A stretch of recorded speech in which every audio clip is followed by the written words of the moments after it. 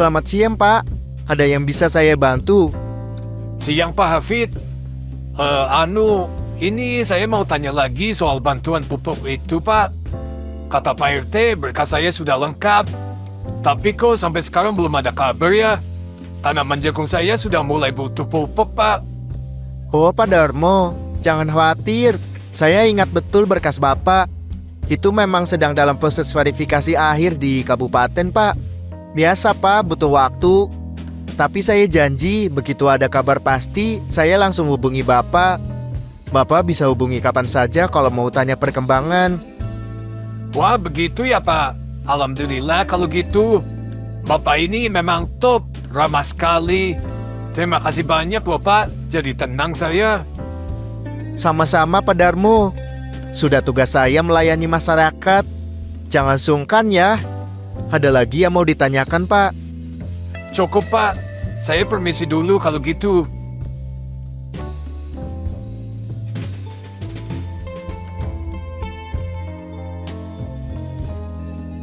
Pak Hafid, ini saya mau mengurus surat keterangan tidak mampu untuk anak saya. Dia mau daftar sekolah, Pak. Tapi kok berkasnya banyak sekali ya?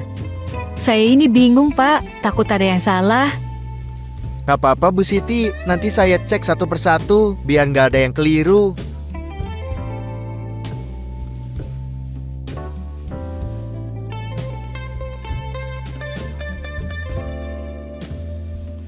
Oke, ini fotokopi Ibu sudah ada, kakak juga sudah.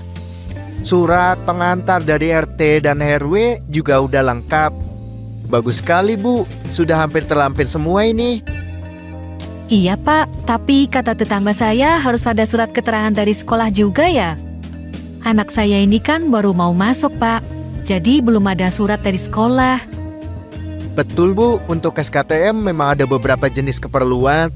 Kalau untuk pendaftaran sekolah baru biasanya cukup dengan surat pengantar dari RT RW dan data dari kakak saja. Tidak perlu surat dari sekolah lama kok. Yang penting data bapak dan ibu serta anak tercatat di database desa. Oh, begitu toh, Pak. Aduh, lega sekali rasanya. Saya kira bakal ribet lagi. Bapak ini emang detail sekali menjelaskannya, beda sama yang lain. Sudah tugas saya Bu, memastikan warga paham dan tidak kesulitan. Nanti yang ini saya proses dulu ya. Kalau semua udah selesai, besok pagi sudah bisa Ibu ambil di sini. Nanti saya hubungi kalau sudah siap. Wah, cepat sekali, Pak. Terima kasih banyak ya. Bapak ini memang sabar sekali melayani kami semua. Nggak pernah kelihatan judes. Ah, Ibu ini bisa aja. Sudah jadi kewajiban saya, Bu.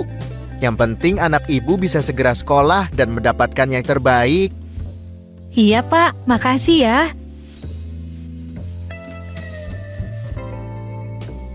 Hafid adalah seorang pegawai di bagian pelayanan kantor desa yang terkenal ramah dan sangat sabar dalam melayani setiap warga yang datang dengan berbagai keperluan dan keluhan. Senyumnya tak pernah pudar, membuat siapapun merasa nyaman dan terbantu.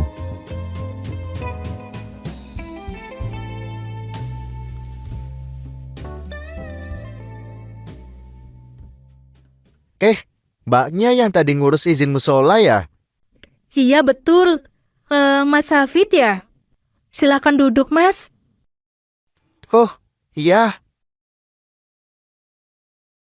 Wah, berarti saya nggak seasing itu ya di mata Mbak Risa. Hihi. Iya saya ingat Mas. Soalnya Mas kan yang bantu tanda tangan berkas saya. Tapi jujur ya, dari tadi saya mikir, Mbak Risa tuh kayak bukan warga sini.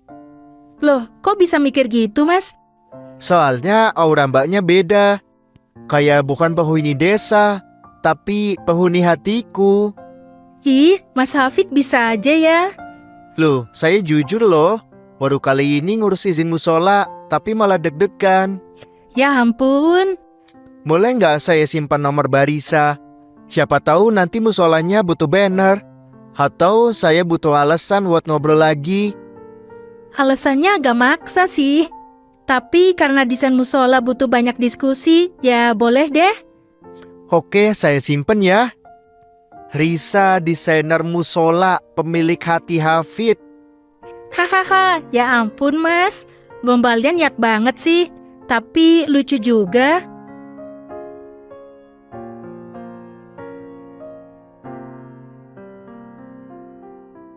Halo teman-teman semua, jangan lupa subscribe channel Pawon Cerita ya.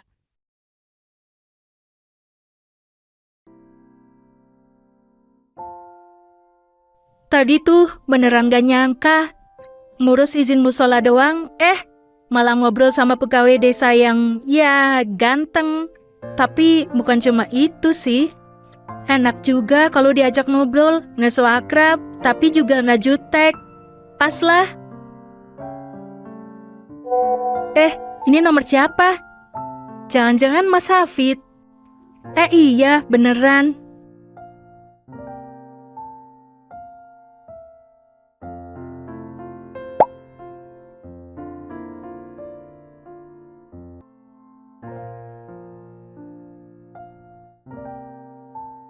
Baru juga ketemu, tapi kok hatiku kayak deg-degan banget ya. Jangan-jangan aku mulai suka lagi.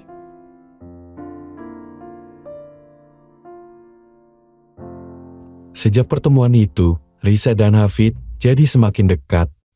Obrolan di chat yang awalnya cuma basa-basi berubah jadi cerita-cerita pribadi yang bikin mereka makin nyambung. Tanpa sadar, hubungan mereka tumbuh pelan-pelan.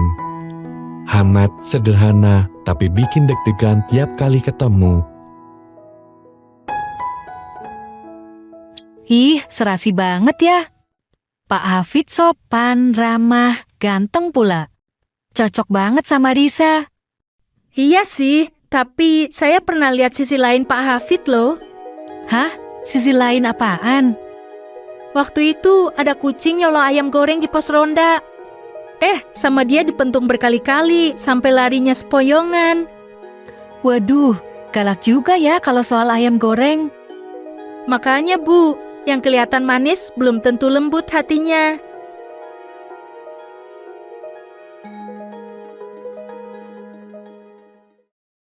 Risa, aku udah mikir cukup lama. Hubungan kita ini aku pengen dibawa ke arah yang lebih jelas. Maksud Mas Hafid apa? Aku pengen ketemu ibumu, datang baik-baik buat perkenalkan diri. Aku pengen nunjukin kalau aku niat serius sama kamu. Mas, aku nggak nyangka Mas ngomong kayak gini secepat ini. Tapi aku senang dengernya. Ibu juga pasti senang kalau dia tahu. Aku bukan orang yang suka buang waktu, Riz. Aku tahu perasaan aku ke kamu tuh tulus. Kalau boleh, apa minggu ini aku bisa datang? Sabtu sore ibu biasanya di rumah. Nanti aku kabari lagi ya. Iya, Riz. Aku siap kok kapan aja.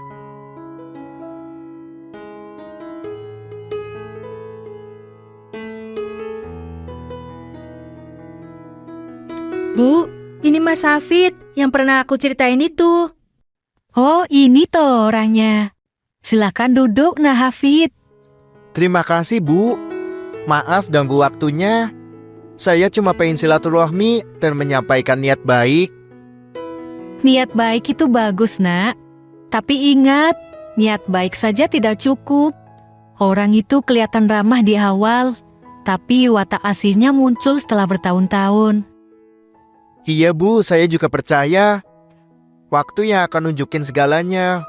Tapi saya siap belajar dan berusaha jadi pribadi yang lebih baik setiap harinya, Bu. Semoga kata-kata Mas Hafid nggak cuma manis di awal.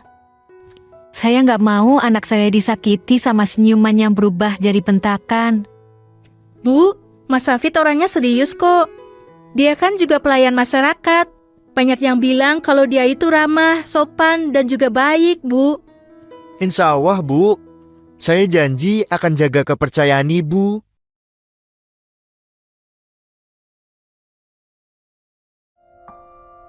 Mereka pun akhirnya menikah dalam acara sederhana namun hangat. Dihadiri keluarga dan tetangga, semua orang menganggap mereka adalah pasangan yang sempurna.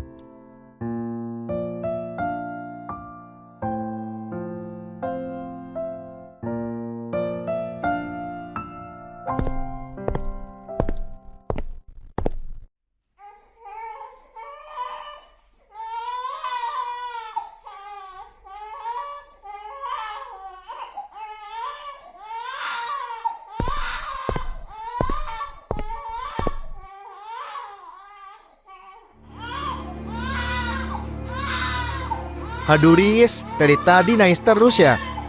Bisa gak sih kamu bikin dia diem dulu? Aku lagi pusing nih, baru pulang. Maaf mas, dia tadi udah tidur, baru bangun lagi sejam yang lalu. Kamu tuh di rumah seharian, tapi ngurus anak aja kayak nggak kelar-kelar. Aku kerja seharian juga capek tahu, bukan cuma kamu. Diemin dulu anaknya Riz, jangan dibiasain kayak gitu.